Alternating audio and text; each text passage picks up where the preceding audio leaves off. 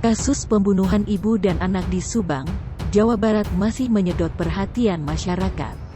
Sederet misteri pada kasus tersebut masih berusaha dipecahkan pihak kepolisian.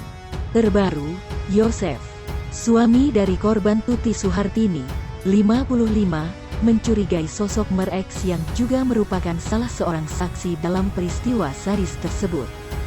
Setelah 15 hari terakhir berusaha mengungkap dalang di balik pembunuhan tersebut, kerja keras Polres Subang dibantu Polda Jabar kembali menemukan titik terang. Dari penyelidikan yang dilakukan seperti olah TKP, memeriksa saksi, tes DNA hingga melibatkan anjing pelacak, polisi menemukan ada pihak yang mencurigakan. Fakta itu diungkap Yosef, suami korban, kepada kuasa hukumnya, Rohman Hidayat. Akan tetapi ada pihak lain yang masih memiliki hubungan keluarga dengan Tuti yang disebut sebagai Mer-X diketahui. Sosok tersebut saat ini juga berstatus sebagai saksi.